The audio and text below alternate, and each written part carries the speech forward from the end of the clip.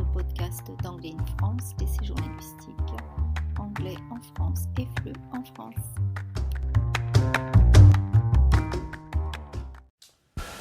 Bonjour, c'est toujours moi, Nixon, pour cet nouvel épisode. Et comme la semaine dernière, cet épisode, ça va être en anglais. So, as last week, this episode will be full in English. We have the honor to have with us another student from Oxford University, which is called Anna Maria, exactly. Anna Maria is a student who studies French and German at the University of Oxford in England, and she at the moment an intern, I would say, at Anglais in France, and yeah, will share with us his experience with Anglais in France and also with his study. So, good afternoon, Anna Maria. Good afternoon. Hello. How are you? I'm good. How are you? Not too bad. It's an honor to have you with us on board for today's episode. And can you briefly introduce yourself and maybe some background information about you? And I already said something, but Yes. Hi, I'm a second-year student at Oxford University studying French and German, as Nixon mentioned. I was born in Pennsylvania in the United States, and I went to school there, so I did all my elementary, middle, and high schooling there. But my family is Bulgarian, so I spend my summers in Bulgaria, and I've traveled a lot around Europe with my family. I come from a multicultural family, and so I've developed, an interest in languages and culture, and yeah, that's why I decided to study languages in England. And how did you choose, exactly to study in England? How was the process? Because you come, as you said, from a American background, and do you think the fact that you maybe have some Bulgarian heritage, that's why you choose to go abroad in Europe to your further education, Anna? Yeah, I definitely think that having my Bulgarian background played a large role in my decision because, as a child, I was exposed to a whole different culture, not just, living in the States, being in a school that is very diverse, but also having my own exposure to another culture within my family, and traveling in the summers to Bulgaria, spending basically the whole summer there. So basically living there for a few months every year. I think it definitely fostered my interest in different cultures, and I just wanted to go travel and learn more and see more, and so I decided to do my studies in Europe to be closer to Europe, to be able to travel more often, as opposed to staying in the United States. And that's something you achieved so far, or it's still in process because obviously COVID happened, so. Yeah, so definitely still in progress. It was only really my second year, so this past year, that I was able to start traveling a lot more. Because my first year, because of COVID, I didn't really get to travel much. I did get to explore a bit of England though, so I got my traveling in that way. And I did end up going to Germany over the summer and Bulgaria, so I got a bit of traveling after things died down, but definitely a lot more this year. And do you think? But I've got two more. Sorry. No, go for it. I've got 2 more years ahead of me, so I'm definitely looking forward to doing some more traveling then. And do you think the fact that you change basically country for your further education help you, like as you said, you like travel and meet new people? Do you think that's help also for a networking way, also meet new people, connect, like your horizon, like are more, I would say, you see like in more large way. I mean, maybe if you come like from US, you're like you think in one way, you like use, you have some habits, but the fact maybe you interact with other culture, could be like France, German, Bulgarian, I don't know, Polish. Like the fact an an intercultural environment help you also maybe think in a different way and Oh yes, definitely. more open minded. To respond to the sorry. More open minded, maybe. Yes, definitely. Um, I do think. I mean, I use this quote a lot, but Charlemagne once said, "To have a second, to learn a language is to have a second soul." And I definitely think that a lot of people see and experience things through their own lens and in their own different ways, and that's something that's based excuse me, something that's based heavily on the country that they were raised in, the culture that surrounded them, the language that they speak. So I definitely think that having traveled to different countries and experiencing those cultures helped me to gain new perspectives and become more open-minded, as you said. And I'm very, very grateful for that. So we basically start the episode speaking the fact you come like from Pennsylvania to the US, and you basically changed completely coming to the United Kingdom in England at Oxford. And I would like to ask you, how was like your integration day? Because you have many stereotypes about English and US and vice versa. But how was your experience like from American come to Europe, come to England? And, yeah. Well, there are many, many cultural differences between the US and the UK. Too many to name, I'd say, but it was a little strange, especially since I arrived during COVID times. So I started my university experience essentially with a 14-day quarantine. So obviously that was a completely different experience for me. It was nothing like what I expected it to be like. And when I started classes and when school started, actually getting into the swing of things, everything was still very different from what I expected, of course, because of COVID. But after the 2 years, so after these years, I've definitely been able to settle down well and get used to a bit of the English culture. So yeah, that's good then. And I mean, you come. I really like underline the fact you come from US, so an American background, and how I would say what the main difference you found like between the two type of education. Like there are really like some difference, or do you think like it's just another way? And how do you feel about it? Like it was like a big, massive step for you, like to change way to study, or was like, oh, I already like have my I would say my plan of study, and you just like use the same as in the US. So like it's slightly change. Also maybe the way they deliver the lecture and the lesson at the university. So you're asking the difference between the university systems.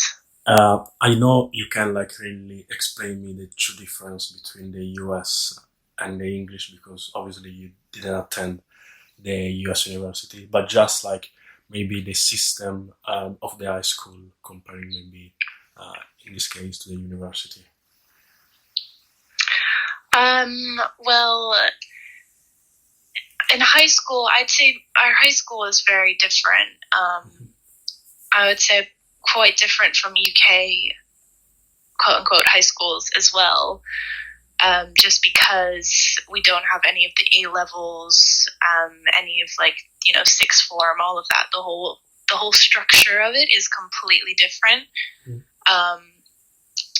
But to the universities, I can say that I know Oxford itself does things a little differently than other universities in England. Yeah. And it's quite different from American universities. First of all, there's a collegial system. So Oxford colleges are basically independent and self-governing, and they report to the university sort of in a federal system like that of the United States, like the states in the US. Yeah. So each college is its own campus, and some colleges often offer different courses and extracurriculars. So, choosing your college is quite an important choice, which is different from the US, because in the US, basically you have one big college, and a lot of universities in England, besides Oxbridge universities, behave in that way as well.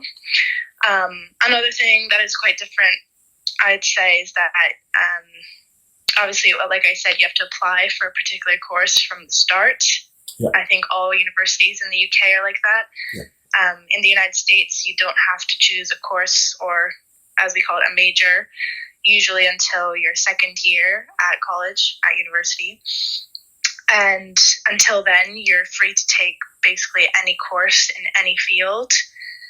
And yeah, I find that quite a good system for those who don't know what they want to study and what field, what career they want to pursue. So, you're given an option to explore different courses and different fields before you decide what you want to do, which I find quite good. At the start of the podcast, when I introduced yourself, I already spoiled the fact you study French and German.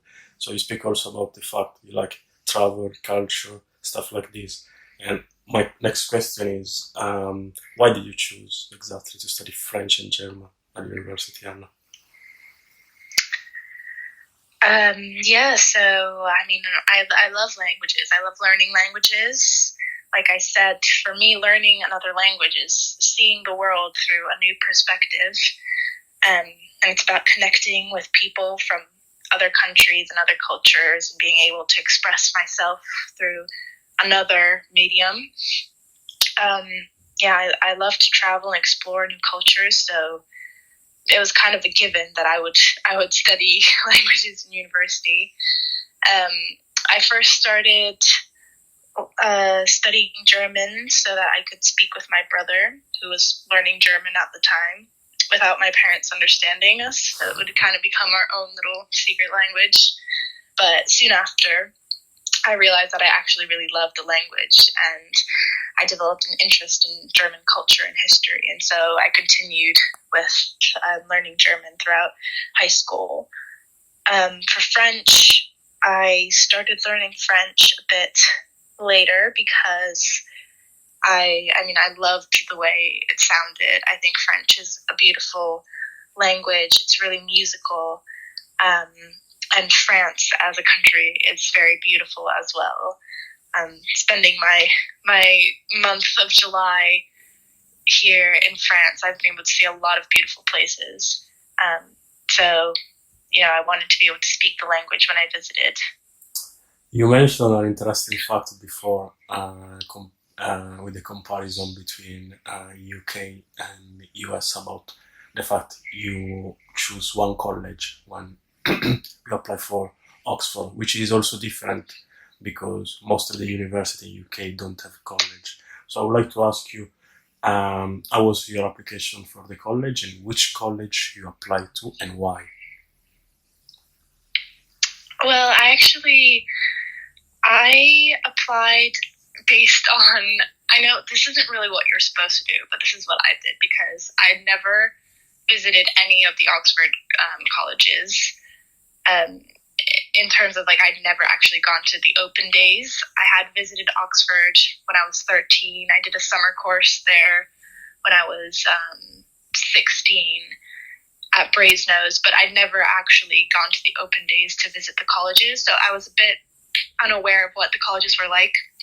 So I did some research online, and I took this little, like BuzzFeed quiz on which college are you type thing, where you could check off the boxes of what exactly you wanted in a college. Like if you wanted a lot of international storage, if you wanted a college that had a drama club, etc. And so I ended up getting Exeter, which is a really, really lovely college, sort of in the center of Oxford. Yeah. Quite small, probably one of the smallest ones. And yeah, so I ended up applying to Exeter, but I received an invitation to interview at St. Edmund Hall, or as we call it, Teddy Hall. So basically, I'm now at St. Edmund Hall, the oldest college at Oxford. But I didn't really choose it. It kind of chose me in a way. It was looking for you. I'm very... sorry? It was looking for you. Yeah, exactly. So yeah. I understand. And how did you find it so far after 3 years? I mean, there's always things going on. I think the first year that obviously was just completely different, so crazy and so difficult, because it was a completely, unexpected circumstance. But my second year has actually been quite great. And I've been able to visit a whole bunch of different colleges. I've been able to join a lot of different societies. So I've really been able to expand a bit further than just my college in my second year, which is quite good because my college is quite small. So yeah, I think as the years go on, it just gets better. Yeah, hopefully also for your last year. Actually, I don't know if you mentioned before, but actually you're in your third year or I think you are in your year abroad. Can you briefly explain also this for the listener? And I think also, I hope I'm not wrong, but it's like compulsory the year abroad for the language student at Oxford? Yes, so every modern languages student has to have a year abroad, and it is mostly in your third year unless you're an ab initio student, in which case your year abroad is in your second year. So people who take Russian ab initio, or I think there's an Italian ab initio, they go on their year abroad the second year of their course, whereas everyone else goes on their year abroad the third year. And I'm currently, going into my third year, so I've just finished my second year, which means I'm starting my year abroad, and therefore I'm here in France, starting it off with an internship with Anglais in France, and I will then be moving on to Germany for all of next year, for the academic year, and I'll be studying at Albert Ludwig Universität in Freiburg, which I'm very excited about. And then my fourth year, I'll be coming back to Oxford. Sound like a really plan, Hannah. Sound like a plan. I'm very excited. Yeah, so you mentioned also when you speak about the college, the Teddy Hall offer you an interview. So my question is, how did you prepare this interview? And did you study? Did you read? How was the momentum before the interview, and also the interview? If you can briefly explain some details. The interviews are quite a cool experience. Actually, I really, really enjoyed doing my interviews. I know a lot of prospective students are a bit nervous about them, and, you know, rightfully so. But honestly, I'd say, you know, you just have to enjoy it because it's such a cool experience. I started preparing maybe a month before my interview. So my interview was in December. So I prepared in basically end of October-ish, November time. And I basically did a lot of research on what a modern languages interview is like. I did some mock interviews with my parents, which were really, really helpful. I looked through my personal statement a lot. Like I studied so much of it just to know that I knew my personal statement really well, because basically in the interview you'll be asked about your personal statement.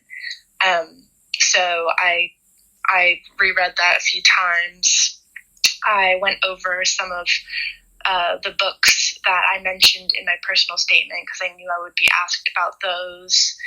I did a bit of grammar review in the languages and spoken review as well, because you'll have maybe like 15 minutes of the interview, maybe 10 minutes of the interview where you'll be speaking in that language.